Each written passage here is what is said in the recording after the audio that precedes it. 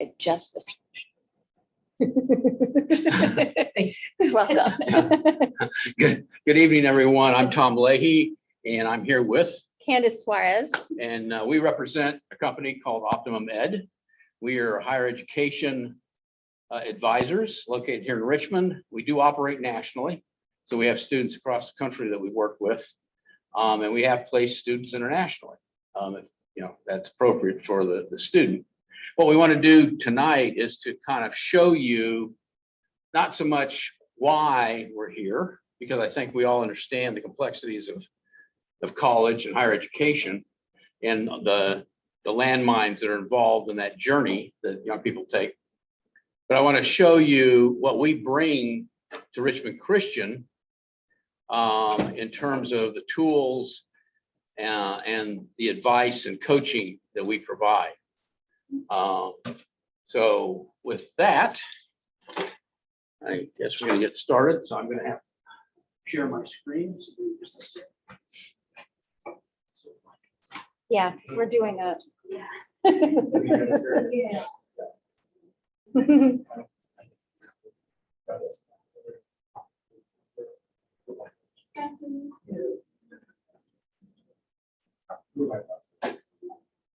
There we go. All right. All right. Very good. So,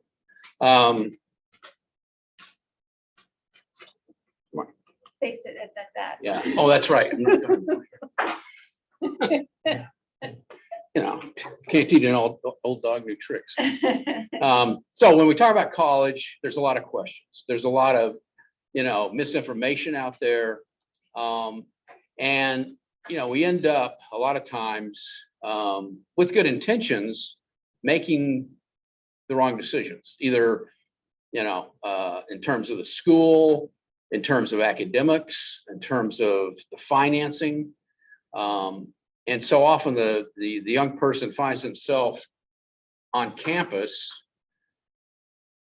still wondering what direction to go in life, right? What academic path they should be following. And so what we're all about is reducing that academic chaos through better planning ahead of time. So we're trying to preclude having a 6-year college experience, right? We're trying to be as efficient as possible for the family, but yet at the same time, make sure that the student is in a position to experience success, right? Success in that academic experience, but also success in what that academic experience brings. Because for us, the end game in this whole thing called higher education is not the diploma. It's not the degree or the college major. It's the job and career that delivers. Okay. And that's how we have to think about it. It costs too much today to get a college degree for it not to deliver a return on that investment. The investment on this part of the student in terms of time and energy, and investment on the part of mom and dad in terms of the cost.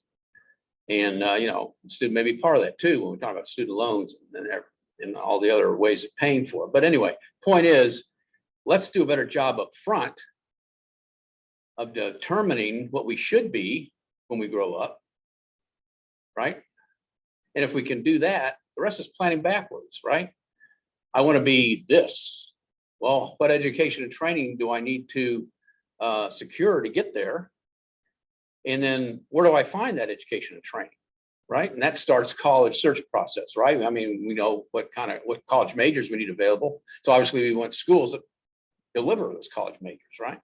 So we don't say, I'm going to go to Georgia Tech and get there and then look at their array of majors and pick one. That's a formula for failure for 6 years in college, because we are experimenting, right? And you can do that, if you're independently wealthy and all of that, that's great, but we're trying to be more efficient, and we're trying to get in, get done, and get out, get on with life, right? So there's a passion piece to this, right? And there's a viability piece, right?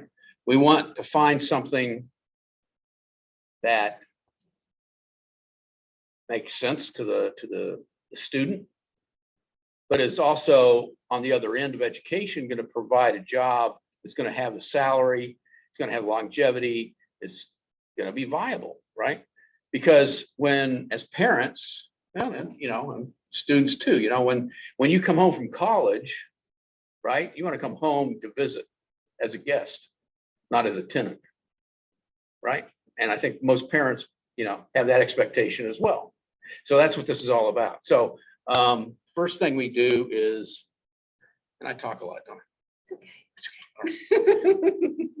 All right. Sleep. Come on. Why isn't it not moving?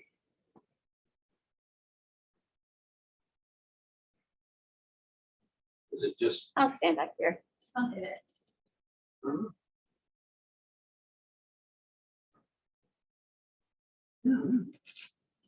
There we go. Okay. So anyway, Talked about that. right.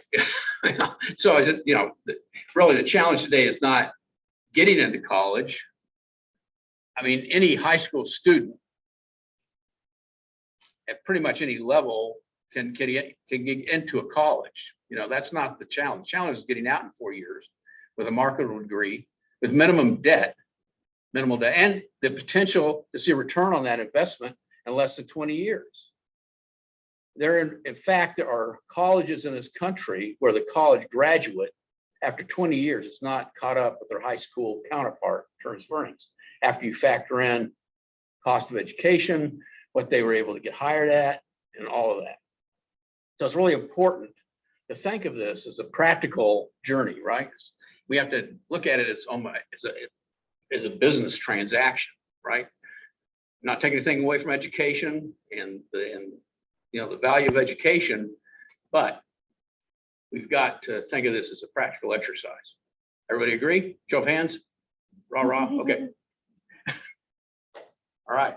So, and if we don't plan ahead, as I said, we can have problems on the educational side. We can have problems on the financial side.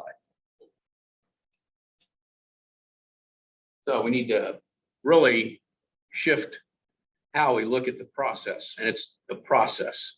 And I alluded to this before. We identify the right career. Career dictates academics, and the academics drive college selection, along with the discussion about right fit in terms of the campus and the culture, the programs, what the student needs and wants in terms of a home for 4 years, and of course the financial circumstances. If you have a problem, if paying for college is a concern, we don't wait till we get accepted someplace and then raise our hand to ask about how we're going to pay. If paying is going to be an issue, that needs to be part of the planning process from the get-go. Okay. All right. So this is our planning process. Okay. This is what we do at OptumEd. We have 3 pillars. One is admissions, marketing, and financial aid, and they're worked together. And you can see the timeline there. It all starts in the upper left-hand corner with the assessment. As I said before, what are we going to be when we grow up? What should we be? What is the direction? Yeah. And now I'm going to talk. Now, So the career and academic assessment is my favorite part. Tom always laughs at me because I get excited when I talk about it, because I just think it really does a lot to prepare you for life in general, as well as the career. So what it gives for you to be able to plan ahead practically, as Tom has talked about through so far, is that reducing the college expense if you know where you're going and you have a good plan, minimizing the student debt, and increasing the likelihood that you're going to succeed at the end. Personally, doing the assessment really gives you a positive outlook. At the end of it, you're going to see all of the things that you can do that fit with who you are. It's going to help you develop self-confidence. It's going to tell you what your strengths are and where a good fit is for you. And it's going to identify natural gifts, all of those things too. So the whole process is the assessment that the student takes online. I know you've taken it. Sophomores, spring of their sophomore year, take the assessment here. And then junior year, we do some various things that we'll talk about in a little bit, and senior year as well. It gives the results analysis, career matches, and then there's also a website that we show you to show growth and salary projections as well. So the assessment looks at three main things, and it's a pretty in-depth assessment. It takes them about an hour to complete. It's not one of those quickie little online, you know, answer a couple questions and spit out some jobs. It goes into three main parts. The first is thinking style, and it gives 5 different scores on thinking style. It gives an overall learning index. It gives numeric ability, numeric reasoning, verbal skill, and verbal reasoning. So basically, it's going to give you an overall score on how you process information, what your strengths are, and what you're capable of doing. All right. The next is behavioral traits. It addresses 9 different behavioral traits, things like sociability, leadership, manageability, decision-making, all of those things. And it doesn't give you a score where you're good or you're bad. It just tells you where you are on the continuum. It tells you if you're extroverted or introverted. It tells you whether you love to lead a room of people or whether you'd rather sit in the background and let somebody else lead. It doesn't tell you that you're not going to be a good leader. It just tells you your preferences for whether you need to do it or want to do it, okay? And then it gives you your top 3 interest categories out of 6, all right? For example, are you creative? Are you a big picture thinker and think outside the box and have come up with innovative ideas? Are you technical? You know, do you love data and research? Are you a STEM person? Do you gravitate towards those science, you know, technology, math stuff? It talks about people service. Do you want to be serving others in the work that you do? Okay, so it goes into 6 of those categories and will give you your top 3 drivers in a job. Okay. The next thing it does is it gives you a list of suggested positions. All right. And I like this for the simple fact that our kids have a very narrow view of the world of work. You know what your parents do, your neighbors, you know, maybe some aunts and uncles, but there are so many things out there that I've never even heard of before. So this just gives you ideas on where to start your research, okay, where to start to plan that first step. And we are not advocates of saying you have to decide right now at 17 years old what you're going to do for the next 40 years. Okay, life doesn't work like that anymore. Many of us have many different career paths and shifts. We just want you to have a good plan for a first step. Okay, and then you can grow from there. All right, so this ONET, all of the jobs have a link out to this ONET site, which is going to give you things like this. It's going to give you all the information about the job, all the tasks, skills required, education requirements, et cetera, et cetera. And then it's going to give you median wages for where you live. It's going to give you whether the job is growing or declining and how many jobs you're going to be, you know, vying for when you're ready to apply, that type of thing. Now, All right. Next week, we're going to go into detail on the assessment. Oh yeah, we'll be doing the assessment review. Right. Get right next week. Okay. All right. So basically, you know, I love this quote and I use it often. If you're a square peg, let's find you a square hole. You know, we're not looking to make everybody doctors. You know, it doesn't suit everybody. But what is best suited for you and how do you get there? Okay. The next thing we do is help find a school. We do a school search. Academic match. Is it going to have the course? Is it going to have that major that we just determined in the assessment is the direction you're going to go? If you come out of that assessment, you have 2 or 3 possibilities. You want to make sure that the school you're picking is going to have all of those. That if you get there and you change your mind, you're at least not having to transfer schools. Okay, so having that, at least those options of where you think you might go. Personal needs, college environment, we just had to talk about that before we got started here. You know, you want to really look at the school and see, you know, if it's going to be a good fit for you. It's going to be your home for 4 years. You want it to feel like home. You want it to be comfortable and a good environment. So we go through that process. We ask those questions. We have those conversations. Because I think especially a school like Richmond Christian, it's small. You know, does your child flourish in that small environment, or are they ready for a school with 20,000 kids? You know, do they love it and want the teacher to know their name and know that they're missing from class, or would they rather be anonymous for the next 4 years and feel like they'll be successful in that atmosphere? Okay, so you need to know yourself and know what your child is going to be ready for. And then looking at the financial fit, which is not my cup of tea, so I I gloss over that. So when building your college list, I like this too. So this quote comes from a college admissions counselor. When building a college list and preparing for the application process, students' priority should always be on the fit, not the weight of the school's name. So we always talk about that too. We talk about, you know, so-and-so wants to go to Harvard because it's this big prestigious school. Well, those schools are prestigious because they recruit already prestigious kids. Okay, and maybe Harvard is the right fit for you, but you don't want to go there because of the name. You want to go there because that's where you belong. Okay, so you want to make sure you're choosing a place where you belong and it makes sense for you. Okay. All right, so when you're building your list, these are the things to keep in mind, again, as in a review. Your major course of study. What's the student ranks on the top? I don't know what that means. Demographic, size, distance from home, extracurricular activities. Do you want to make sure that you can play club lacrosse when you go to school? Do you want to belong to a running club? Do you want to have football on homecoming? Okay, those are the kinds of things that, you know, those extracurricular activities, and then personal considerations, you know, whatever that might be. That the 25% piece, that has to do with consideration for merit assistance. Oh, okay.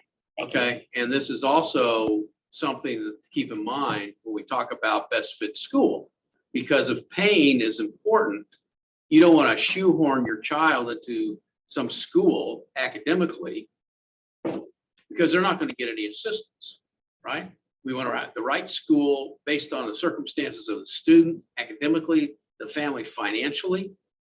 And, you know, so these are the things to consider. You know, they don't all have to apply, but depending on the circumstances, this is the discussion that that needs to ensue. Okay.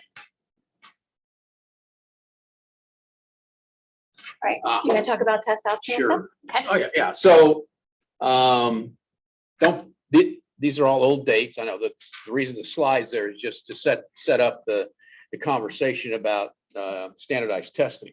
So this fall, you've all seen all the press and everything about schools being test optional. Probably some of the schools you're looking at are test optional, but the fact of the matter is right now only about 65% of them are test optional. Okay, so you know, if you put off taking the SAT because you think you're not going to have it, then I think that's maybe you need to rethink that. Okay, take a Saturday morning, take the test, have those scores in the can if you need them. Right? Why wait? If you're a senior right now, if you haven't taken the SATs, you've limited yourself to schools that don't want them. All right. So we need. Huh? There is another date in it. But then what that does is pushes you to regular, deadlines, because early decision for most schools and early action for most schools is like 1 November. All right. So just say, and it's not going to go away. So if you have a junior, they need to plan on taking it, because and a lot of the Ivy Leagues have said it's coming back, because it's an easy way to differentiate thousands of applications by drawing a line on scores, right? We're not taking anybody who doesn't score this. So why would admissions committees that have thousands of applications to look at do away with something that's such an easy discriminator, right? So it's not going to go away. Right. Oh, marketing. Okay, so one of our pillars that you saw before was marketing. That's really, you think about the process. That's what's happening. We're marketing the student to the schools to get in and to get assistance. It's a marketing process, right? So one of the, we coach the students on the things that they need to do to make themselves visible, more visible, to make themselves competitive, more competitive. We help create and help them put together their high school resume, right? Which is important for a number of reasons. One, we can email it out to the schools that are on our target list prior to the application process, which is a touch, considered a touch.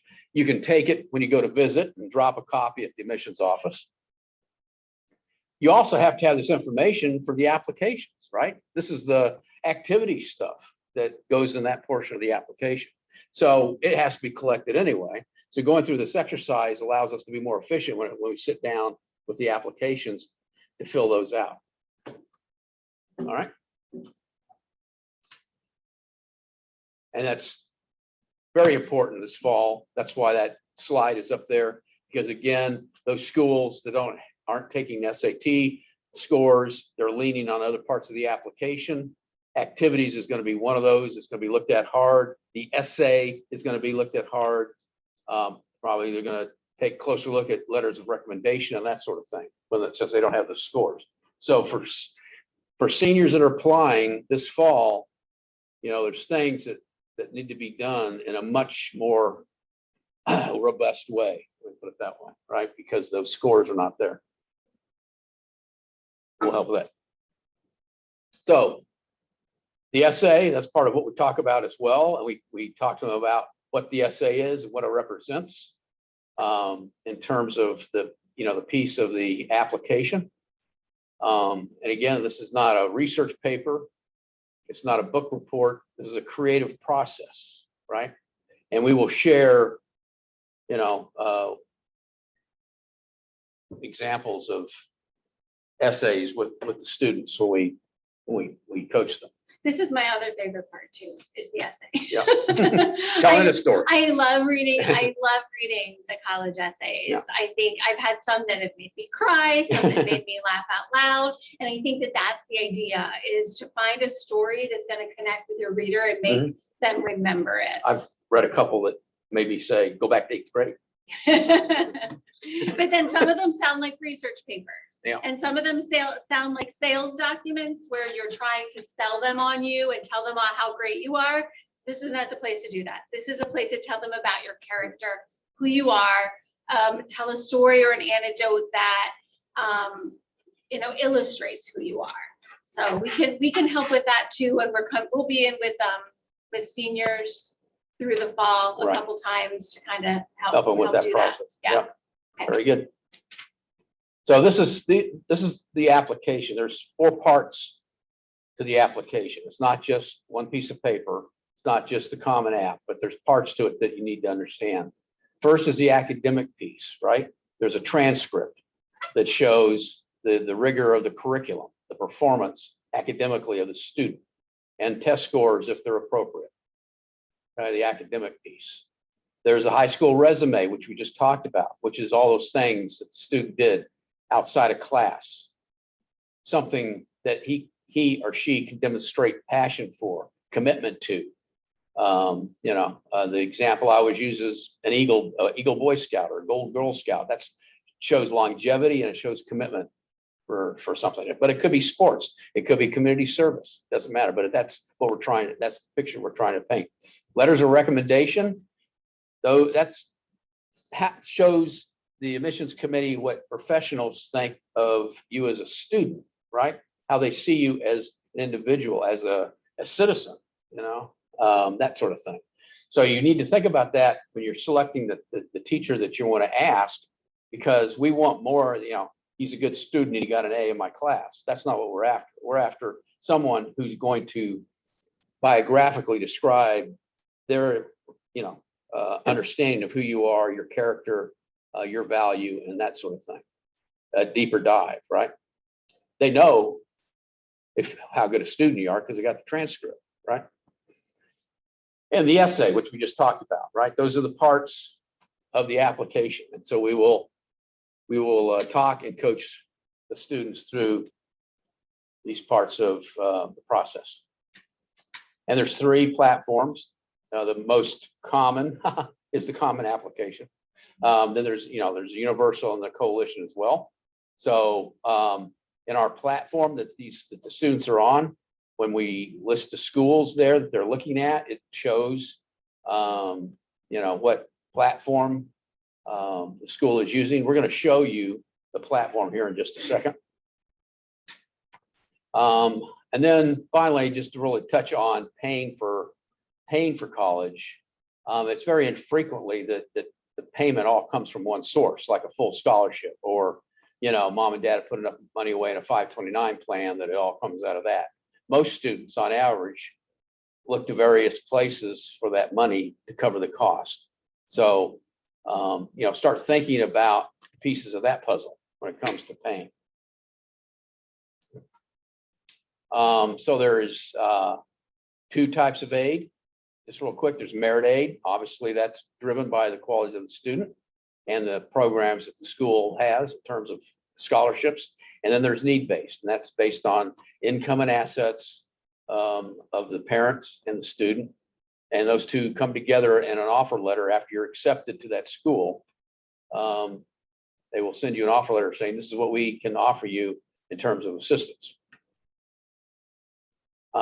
So the merit side is pretty simple. What are the qualifications for the scholarship? Do you meet them or not? And are you chosen by the scholarship committee? On the need-based side, there's a formula that's used to determine what the family can fairly afford for 1 year's cost of education. It's called expected family contribution, but not for long. It's changing along with some other things of financial aid. But anyway, the idea is the formula determines based on your income and assets what you can afford for 1 year's cost of education for one student. So each student has their own EFC, and you compare that to the cost of the school, and that determines whether there's need or not, right? The formula says you can afford $15,000 a year as a family to send your son or daughter to school. If school costs $30,000, they accept your son or daughter, then they have to address that $15,000 difference in need-based assistance. Okay, that's simplistically how it works. It's a little more complicated than that. Not all schools can cover the entire $15,000 of need. So one of those pieces of information that's good to know is the school you're looking at. Are they going to cover 50% of that 15,000 or 100%? Right? It could make a lot of difference. And that information is available. Okay. So free application for federal student aid, that's the federal form, and it drives federal distribution of federal money.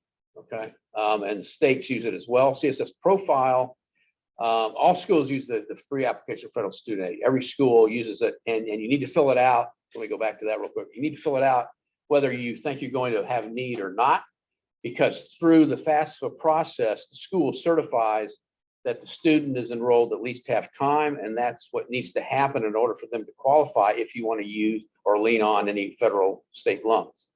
So that FAFSA determines their eligibility for loans. Okay, so you need to do that. CSS profile, that's administered by the College Board. It's a much more financially invasive financial form. A lot of private schools use it. In fact, in the state, we've got a couple of public schools, William and Mary, UVA use it to distribute collegiate money. And so they ask a lot more in-depth financial questions to be sure that they're doing the right things with their money.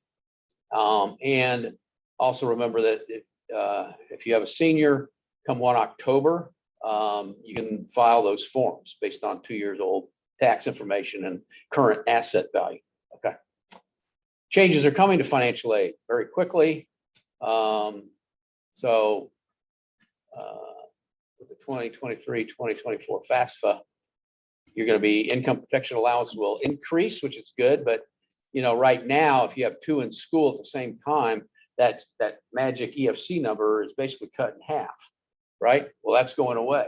Now each student will have that whole nut in terms of how the formula figures it. Now there's other things like the income protection allowances will increase, but I'm waiting to see how that all works out in the wash and whether it helps or not, and some other things. So that just gives you a little taste of what's coming.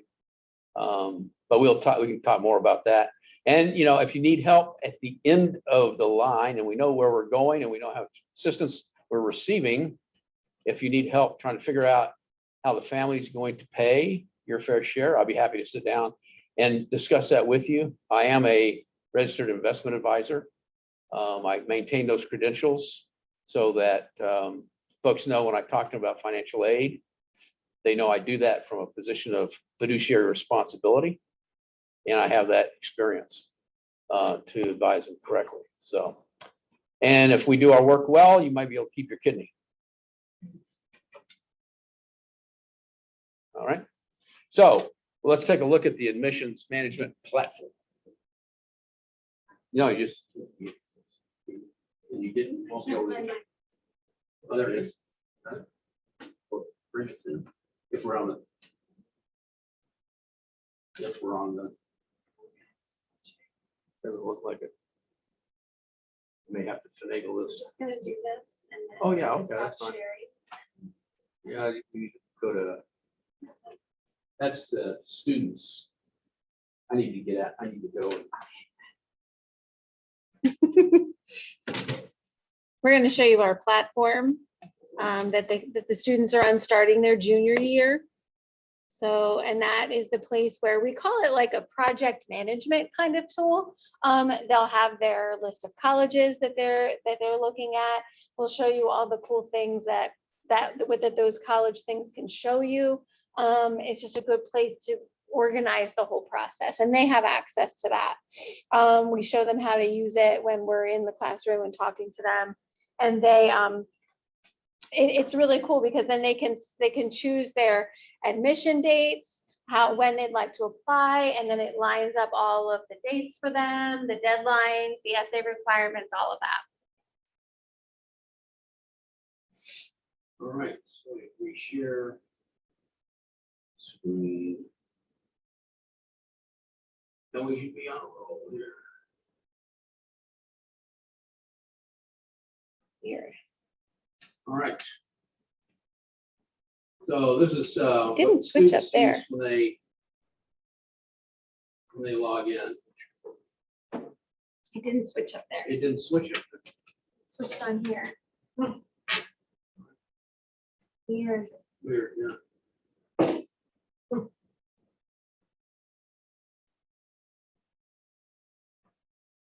Oh, I don't remember seeing that. We do. Share screen. Hit share screen again. There you go. Okay. Mhm.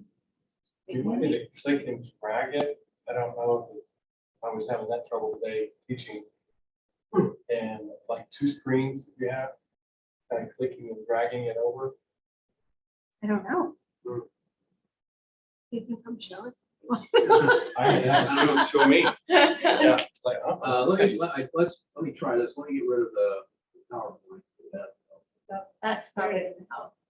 Oh, Oh, wait, got there it. it is. That helps. That's it. We're good.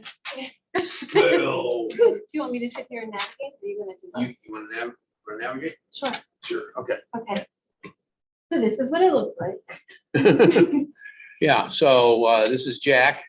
So when this is his dashboard up in the corner where you see his picture, not the big picture, but up in the right. Yeah, click on that, and that's where you put in all your profile information for the student, and including his GPA, and that's important. We'll show you why in a minute.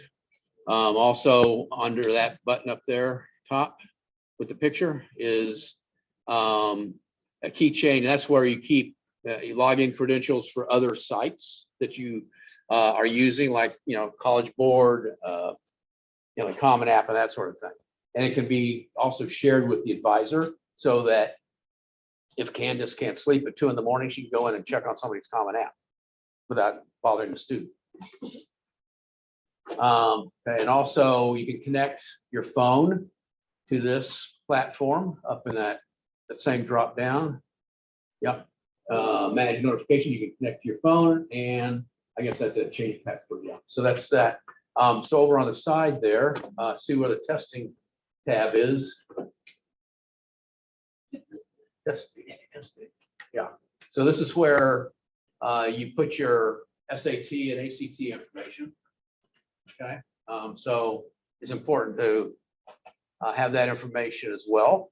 All right, and then you go down to a calendar. There's a calendar there that is preloaded with test dates, and if we make appointments or whatever, that's all will all be there on that calendar, and they can merge calendars together. So instead of having 2 or 3 calendars, they can, put them all together through that settings tab up there, the link. So, and then we have to-dos. So if there's homework or whatever that we've assigned for the next meeting, that would be reflected there.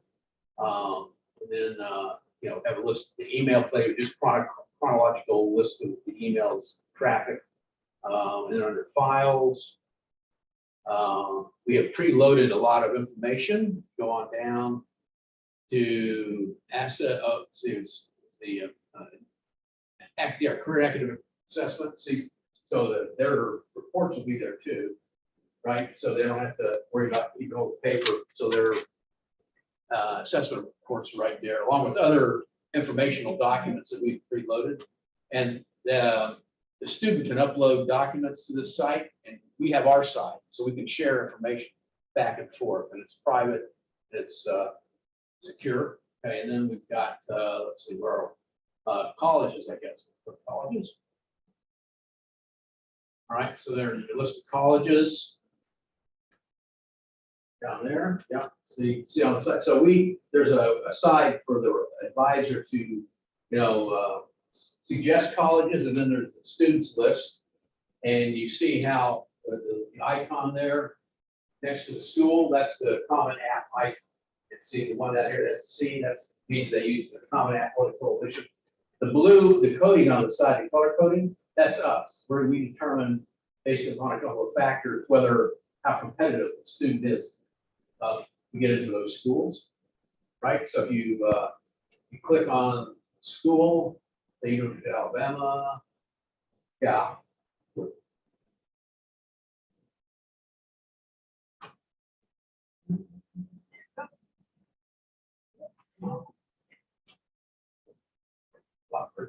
There we go. Okay. So you go on down, a lot of statistical information about the school, but work stuff.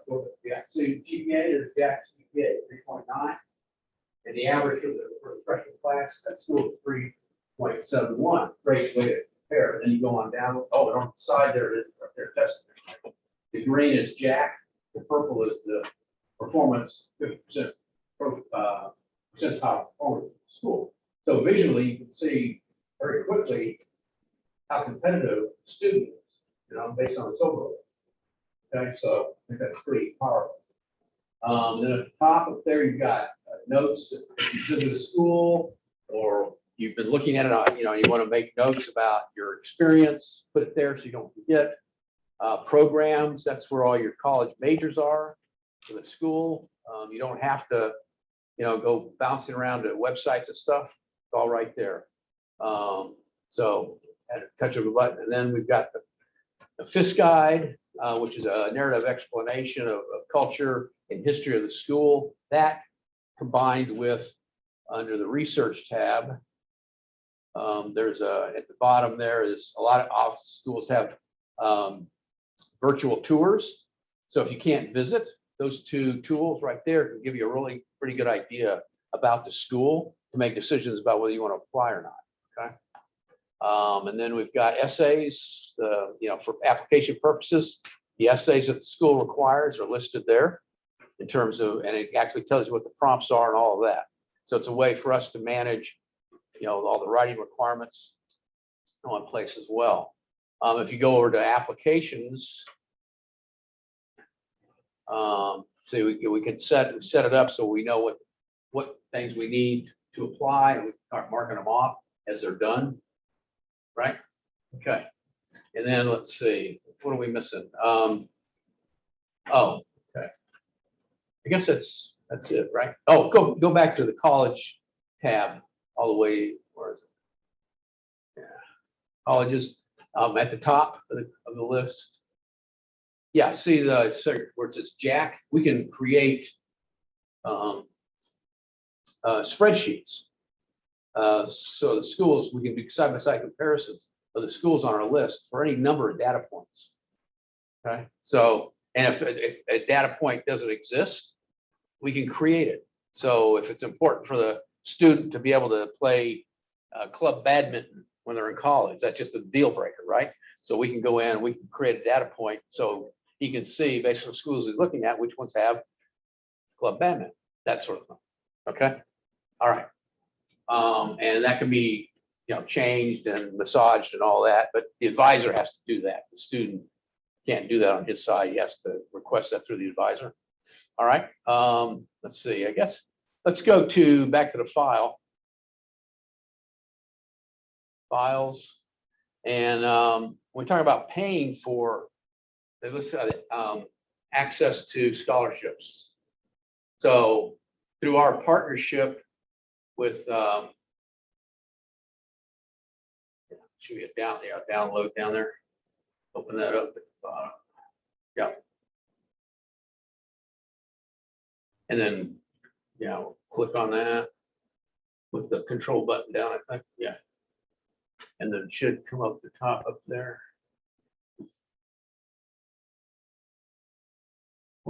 Yeah, there, yeah, there we go. Up top, see, yeah, perfect. We have access to a proprietary outside scholarship search engine or private scholarship, if that's what you want to call it. But the student goes in here, puts in their profile, all the different things that they've been involved in and that sort of thing. And they, you search and it gives you a list of all of the potential private scholarships that are out there that you could apply for. It tells you when they're due, how much they're for, what you have to do to apply, gives you a link to actually apply to them, that sort of thing. So it's a way to have access to the universe of private scholarships without having to go anyplace else. All right, so we'll also talk about, we got federal money, state money, collegiate money, outside money, the big four. Okay, so we touch on all of those and help you with all of that. All right, I think that's it. Last but not least, but we got out of PowerPoint. I know, that's okay. I just talk about one because we love technology and we love to leverage technology. This platform is a very powerful tool in the hands of the students, and it allows them to stay focused, stay organized and on track, and allows us to be more efficient in our coaching. So just recently, in fact, I just signed the contract a couple of days ago. We are investing in an app, a phone app that we're going to be putting in the hands of 9th graders so that they can track all their activities through high school on the phone. Instead of trying to recreate it when you get to application time, everything will be tracked in the phone. Hours, organization, all that. They can track their volunteer hours, and then there's a way for the organization that they're volunteering for to sign off on it in the app. Verify the hours. Yeah. And we can actually print a report out. So it's going to make things even more efficient. And we're going to put that in the hands of 9th graders in the schools that we are in. All right. Any questions?